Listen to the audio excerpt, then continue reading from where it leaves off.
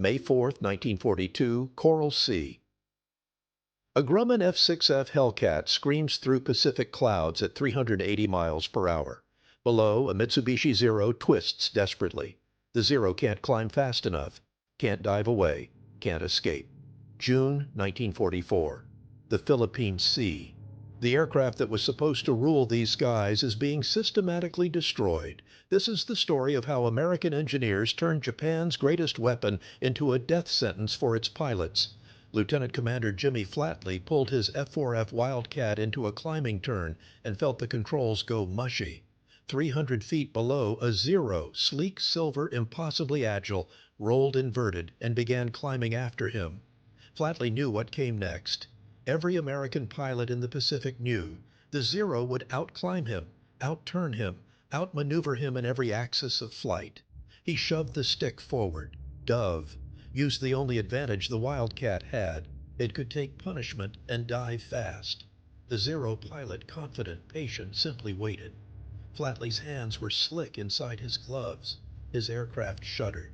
And somewhere in his mind, the same question that haunted every American aviator in the Pacific theater pounded like a drumbeat. How do you fight something you can't catch and can't outturn?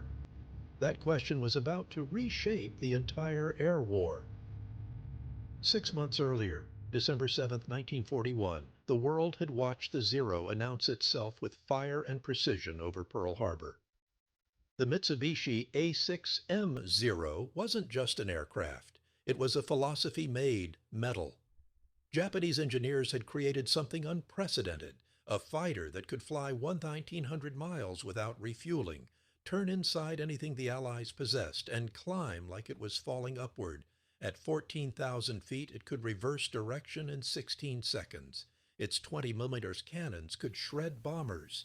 Its maneuverability made it nearly untouchable in a dogfight.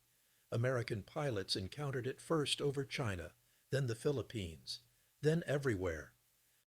The reports came back in whispers, then shouts. Nothing turns with it, nothing. Claire Chennault's Flying Tigers in China had developed tactics. Never turn with a Zero, use diving attacks, maintain speed. But tactics couldn't solve a fundamental problem. The American fighters of 1941 were outmatched. The F4F Wildcat was tough but slow. The P-40 Warhawk was a ground attack aircraft pressed into air combat. The P-39 era Cobra was a disaster at altitude. The Zero had a kill ratio in its first 6 months that made statisticians check their math twice. For every Zero lost, American pilots were dying at rates between 5-1 and 12-1, depending on the theater. Lieutenant Edward Butch O'Hare described it in his combat report from February 20, 1942.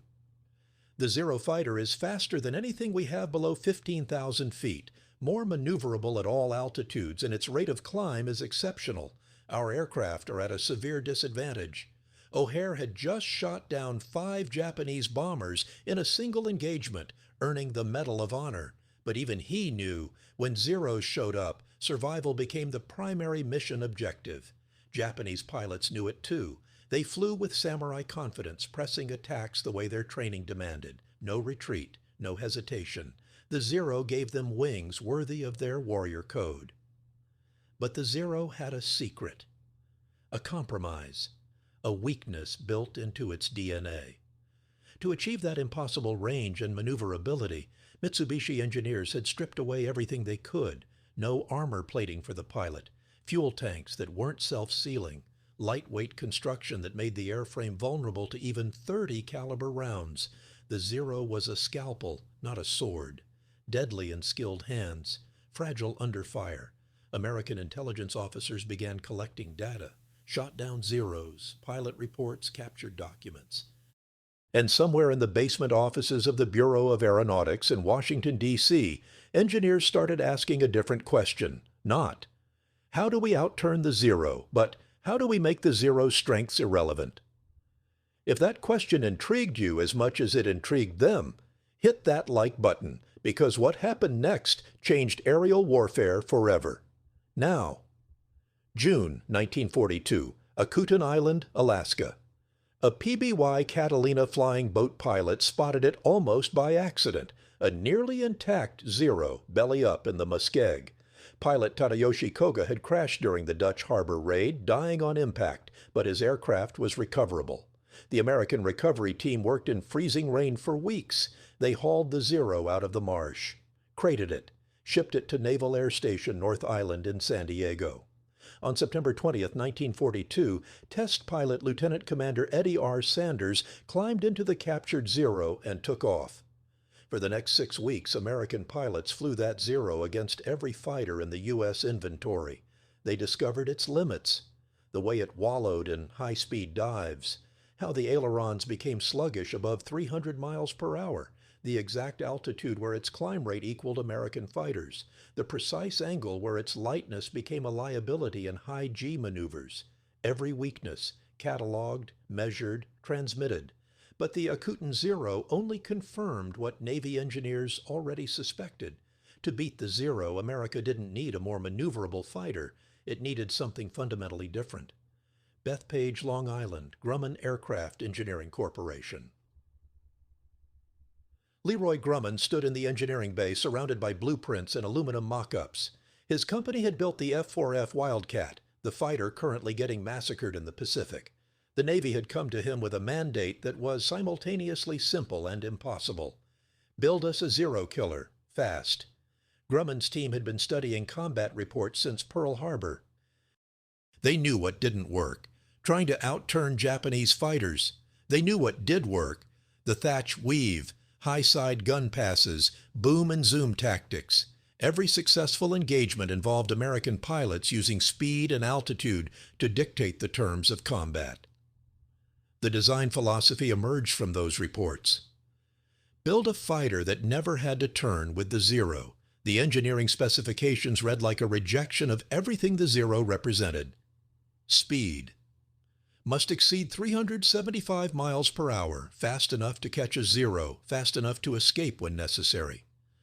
Climb rate, 3,500 feet per minute, must be able to gain altitude advantage rapidly and maintain it.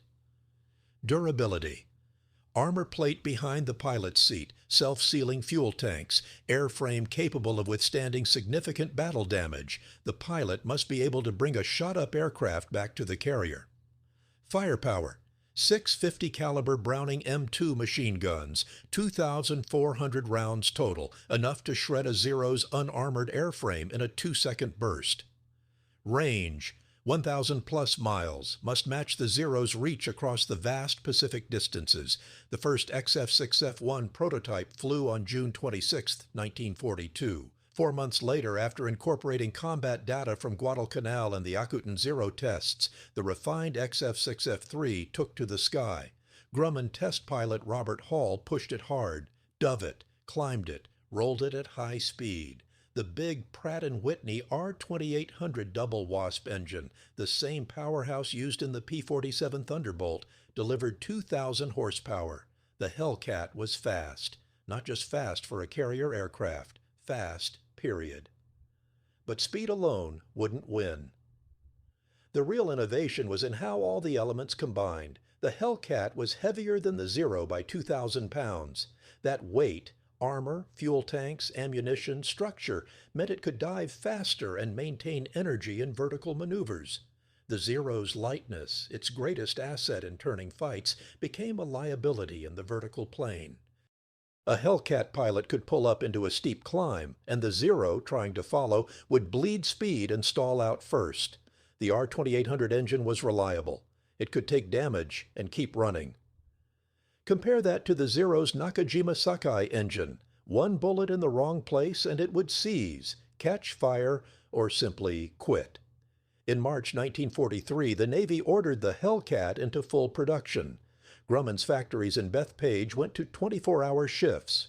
Workers, many of them women who'd never touched an aircraft before the war, assembled Hellcats at a pace that stunned logistics officers. By the end of 1943, Grumman was delivering one Hellcat every hour. 12,764 F6F Hellcats rolled off the production line between 1943 and 1945.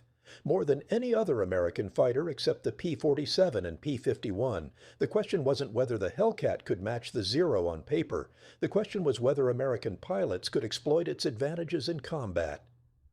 January 29, 1944, Marshall Islands. Ensign Albert Scoofer Coffin sat in the ready room aboard USS Intrepid, listening to the Air Wing commander brief the morning strike.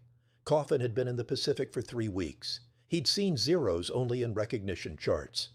"They'll try to turn with you," the commander said, tapping the blackboard with his pointer. "Don't let them. Keep your speed up. Use your climb rate. Get above them and come down with speed. 2-second bursts. Don't chase." Simple rules. Simple tactics. But Coffin's hand still shook when he climbed into his Hellcat 2 hours later. The flight to the target, Roy Namur Airfield, took 40 minutes. Below, the Pacific spread out like hammered steel. The strike group, 16 Hellcats, 12 SBD Dauntlesses, 6 TBF Avengers. Standard composition. They hit the Japanese airfield at 0820. Zeros scrambled immediately, 7 of them clawing for altitude, already rolling into attack vectors. Coffin's section leader, Lieutenant Commander Edward Butch O'Hare's wingman from VF6, called out, "Bandits, 11 o'clock high, 4,000 feet." The Hellcats accelerated. The R-2800 engines roared. And for the first time in the Pacific War, Japanese pilots faced American fighters that didn't have to run. The first Zero dove on Coffin's section from above. Classic attack. The Zero pilot expected the Americans to brake and try to turn. They'd done that for 2 years. Instead, Coffin's leader pulled up, straight up, into a near vertical climb. The Hellcat's speed and power carried it upward like it was riding an elevator. The Zero tried to follow. Its engine screamed. Its climb rate was excellent for 1941. But it couldn't match the Hellcat's combination of power and momentum. At 8,000 feet, the Zero stalled, hung in the air for 1 second. Coffin's leader rolled inverted dove and opened fire from 300 yards. The 50 caliber rounds hit the Zero's engine, cowling, cockpit, and left wing root. The unarmored fighter came apart. Pieces of aluminum tumbled through the air. The Zero spun down, trailing black smoke. Coffin never even fired his guns. The engagement lasted 11 seconds. That pattern repeated across the Marshall Islands campaign. Zeros attacked using tactics that had worked for 2 years. American pilots used the Hellcat's advantages, speed, climb rate, durability, to turn those attacks into death traps. The kill ratios started to shift, 3-to-1, 4-to-1, 5-to-1, and those were conservative estimates. But the true test came 4 months later. June 19, 1944, the Philippine Sea, the largest carrier battle in history. 9 American carriers, 5 Japanese carriers, more than 750 aircraft in the air simultaneously. Admiral Mark Mitcher's Task Force 58 steamed toward the Mariana Islands. Vice Admiral Jisaburo Ozawa's mobile fleet launched a massive strike, 373 aircraft, including 117 Zeros. Japanese naval aviators called it Operation Ago. The plan: overwhelm the American carriers with a single devastating blow, the way they'd done at Pearl Harbor. The new pilots, replacements for the experienced aviators lost at Midway, Guadalcanal, and Rabaul, had trained hard. They believed in their aircraft. They believed in their mission. What they didn't know, the Americans were waiting with 450 F6F Hellcats. Lieutenant Alexander Vratsiu sat in his Hellcat on the deck of USS Lexington. He'd already scored 12 kills. His aircraft, painted with 12 small Japanese flags, idled as he waited for the launch signal. Radar had picked up the incoming raid 60 miles out. Mitcher had launched everything. The radio crackled. Vector 270, Angels 20, estimate 150-plus bandits. Vratsiu's division climbed to 20,000 feet. Below, the ocean looked peaceful. Above, somewhere in the bright tropical sky, Japanese aircraft were approaching in formations that would have terrified American pilots in 1942. In 1944, the Americans accelerated toward them. The Japanese strike force hit the American fighter screen at 10:36 hours. What happened next became known as the Great Marianas Turkey Shoot. Zeros and Judys and Jills and Kates, the entire combined strike force of the mobile fleet, ran into a wall of Hellcats flown by pilots who'd trained for this exact scenario. The Americans had radar. They had fighter direction from ships below, they had altitude advantage, and they had aircraft specifically designed to kill Zeros.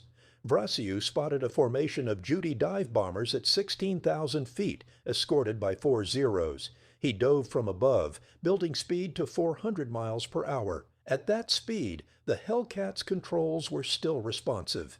The Zero's controls were practically frozen. He lined up on the trailing Judy. 2-second burst. The dive bomber's fuel tank exploded. Vrasiu pulled up, rolled, dove again. Second Judy, same result. Third, fourth, fifth, sixth. In 8 minutes, Alexander Vrasiu shot down 6 Japanese aircraft. He wasn't exceptional that day. He was typical. Subscribe now, because what I'm about to tell you about these kill numbers will shock you even more than what you've heard so far. Here's what happened. By 1600 hours, the battle was over. The Japanese had launched 373 aircraft. American pilots and anti-aircraft fire destroyed 243 of them, 65% losses. The Americans lost 29 aircraft, most to operational accidents or anti-aircraft fire from their own ships. The loss of pilots was worse for Japan than the loss of aircraft. The experienced aviators who'd started the war, the ones who'd attacked Pearl Harbor, who'd flown at Coral Sea and Midway, were nearly all gone. The replacements who flew in the Marianas had trained for perhaps 6 months. American pilots in 1944 trained for 2 years before seeing combat. A Zero pilot named Sakio Komatsu survived the battle. In his post-war memoir, he described what it felt like to face Hellcats. We had trained to turn, to maneuver, to fight at close range. The Americans never turned with us. They came from above, from below, always with speed. When we tried to escape by turning, they simply climbed away and attacked again. Our Zeros, which had given us such confidence in the war's first years, could not protect us anymore. The Hellcat hadn't just beaten the Zero. It had made the Zero's core strengths, maneuverability, lightness, climb rate below 15,000 feet, irrelevant. The numbers tell the story with brutal clarity. By the end of World War II, Hellcat pilots claimed 5,223 air-to-air kills. The Hellcat's combat loss rate, 270 aircraft lost in air combat, 19-1. 19 enemy aircraft destroyed for every Hellcat lost to enemy fighters. No other aircraft in World War II came close to that ratio. The P-51 Mustang, legendary in Europe, achieved roughly 11-1. The F-4U Corsair, the Hellcat's Marine Corps cousin, managed approximately 11-1. The RAF Spitfire achieved about 7-1 during the Battle of Britain. The Hellcat didn't just defeat the Zero, it systematically destroyed Japanese naval aviation. But statistics don't capture what it felt like in the cockpit. Lieutenant Hamilton McWhorter III, flying from USS Essex, described an engagement over Truk Lagoon in February 1944. I came out of the sun at 400 miles per hour. The Zero never saw me. I fired one burst, maybe 150 rounds total. The Zero's wings separated from the fuselage, just came apart. I remember thinking, that's it? That's the fighter that terrified us 2 years ago? The psychological shift was enormous. We went from fearing them to hunting them. That psychological shift was as important as the technical superiority. American pilots in 1942 faced Zeros with dread. American pilots in 1944 faced Zeros with confidence bordering on aggression. The aircraft itself, the Hellcat's speed, firepower, durability, created that confidence, and confidence in air combat translates directly to survival. The Hellcat's design philosophy, accepting weight and complexity for survivability and performance, extended beyond specifications. The aircraft was famously easy to fly. Pilots transitioning from trainers to Hellcats described it as forgiving, stable, and predictable. Compare that to the Corsair, which was faster but notoriously difficult to land on carriers. Grumman built the Hellcat with carrier operations as the primary concern. Wide landing gear, excellent visibility during approach, sturdy structure that could handle hard carrier landings without collapsing.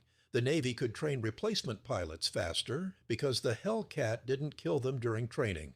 The Zero, meanwhile, required extensive training to fly at its limits. Its sensitive controls and lack of structural margin meant mistakes were unforgiving. By 1944, Japan couldn't afford the time to train pilots properly. They rushed poorly trained aviators into combat, where they faced well-trained Americans in superior aircraft. The result was slaughter. At Iwo Jima in February 1945, Hellcats shot down 100 Japanese aircraft in 2 days.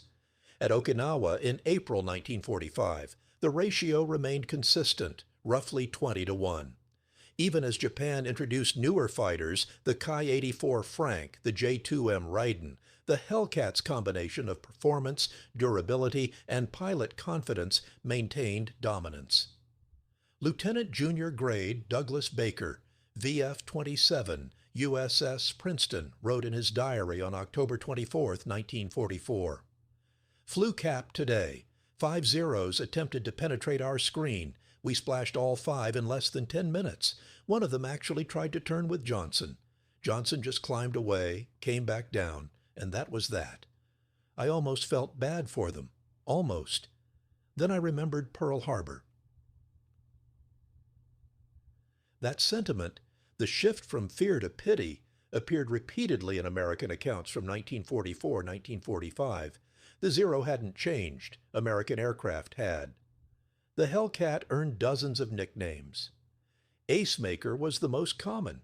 305 Hellcat pilots became aces, 5 or more kills. 17 achieved ace in a day status, 5 kills in a single mission.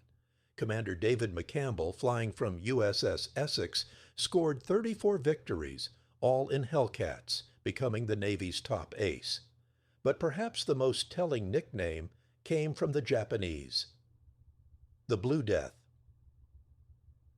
Most Hellcats were painted blue-gray for Pacific operations. Japanese pilots learned to scan the sky for that specific color. When they saw it, many broke off attacks immediately. By late 1944, Japanese tactical doctrine explicitly instructed pilots to avoid engaging Hellcats unless they had overwhelming numerical advantage or the element of surprise. The hunter had become the hunted.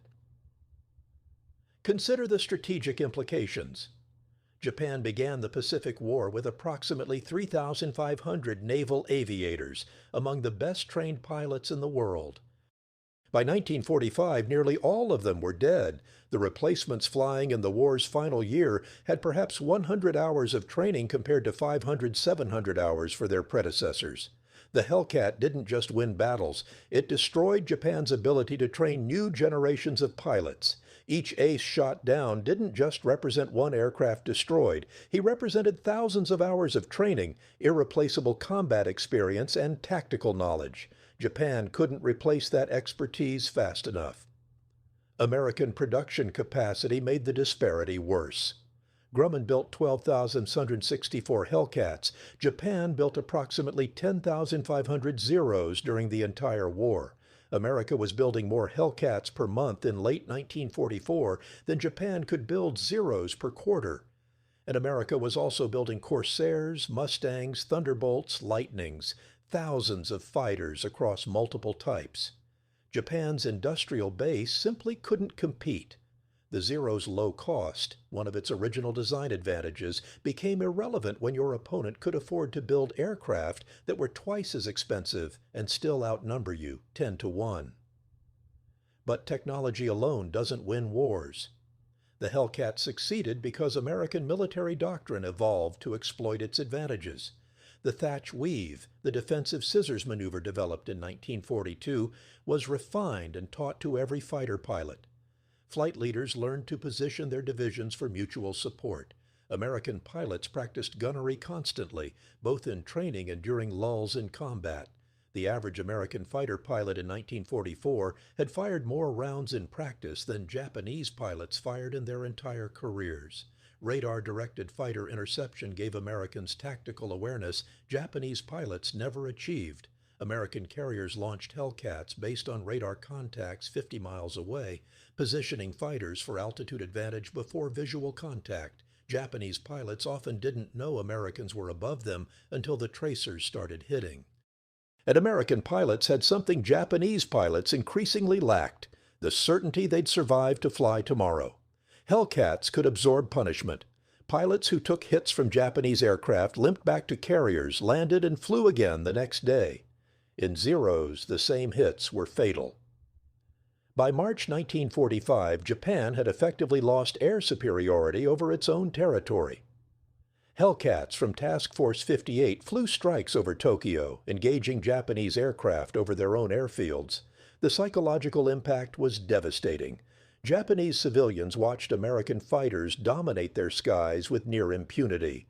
The final major air battle involving Hellcats occurred during the Okinawa campaign in June 1945. By then, Japan was using kamikaze tactics, suicide attacks, not because they were tactically sound, but because properly engaging American fighters was suicidal anyway. If death was inevitable, at least kamikaze attacks could potentially damage American ships. Even against kamikaze attacks, Hellcats proved effective. Their speed allowed them to chase down attack aircraft. Their firepower could destroy even damaged aircraft before they reached their targets. Of approximately 3,000 kamikaze sorties launched during Okinawa, Hellcats and other fighters shot down more than 2,000. When Japan surrendered on August 15, 1945, Hellcats flew cap over the surrender ceremony aboard USS Missouri. The symbolic weight was profound. The aircraft that had systematically destroyed Japanese naval aviation now guarded the ceremony ending the war. Post-war analysis by both American and Japanese military historians identified the Hellcat as one of the decisive weapons of the Pacific War, not because it was the most advanced fighter. Late-war American aircraft like the P-51H and F-8F Bearcat had better performance, not because it was the most elegant. The Corsair was faster and more powerful. The Hellcat was decisive because it was exactly what was needed, when it was needed, in the quantities needed. It was reliable, it was producible, it was trainable, and it was lethal. Japanese aviation engineer Jiro Horikoshi, designer of the Zero, wrote in 1956, "The Zero was designed for a specific war, a short war where Japan's initial advantages in pilot training and aircraft performance would be decisive. We succeeded brilliantly at creating that aircraft, but we did not anticipate America's industrial might or their ability to analyze our advantages and neutralize them systematically. The Hellcat represented everything we had not prepared for: an enemy willing to accept complexity and weight to achieve superiority, and an industrial system capable of producing such aircraft in overwhelming numbers." The lessons extended beyond World War II. The Hellcat's design philosophy, optimizing for practical combat effectiveness rather than theoretical performance, influenced jet fighter design in the Cold War.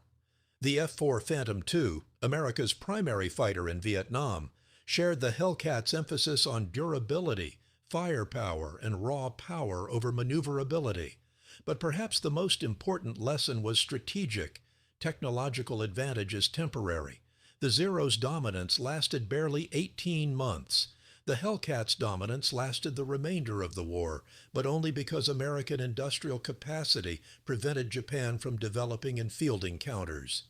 In modern air combat, that lesson remains relevant. The best fighter isn't the one with the best specifications. It's the one that most effectively exploits enemy weaknesses while covering its own, delivered in sufficient numbers, flown by well-trained pilots with good tactics. The last F6F Hellcat was retired from U.S. Navy service in 1954. Many were sold to foreign air forces. Some flew until the 1960s. Today, approximately 40 Hellcats remain in flying condition, maintained by collectors in museums. When you see one at an air show, that distinctive profile, the broad wings, the big radial engine, remember, this aircraft didn't just win battles. It broke the back of Japanese naval aviation. It protected American carriers. It made aces out of hundreds of pilots. It turned a war the United States was losing in the air into a war Japan couldn't win. The Zero was faster at low altitude, more maneuverable, more elegant. It embodied the warrior spirit Japan prized. The Hellcat was heavier. more complex, pragmatic rather than elegant. It embodied American industrial might and engineering adaptation. And when they met in the skies over the Pacific, pragmatism destroyed elegance. Industrial might overwhelmed warrior spirit. The Hellcat didn't outturn the Zero. It made turning irrelevant. 19-1, 19 enemy aircraft destroyed for every Hellcat lost. That ratio wasn't luck. It wasn't just pilot skill. It was the result of American engineers asking the right question. Not, how do we match the Zero, but how do we make the Zero obsolete? They succeeded, and the blue-gray Hellcats that filled Pacific skies from 1943 to 1945 proved with brutal efficiency that the best weapon isn't always the most graceful. Sometimes it's simply the one that gets the job done. The Zero was unbeatable, until it wasn't.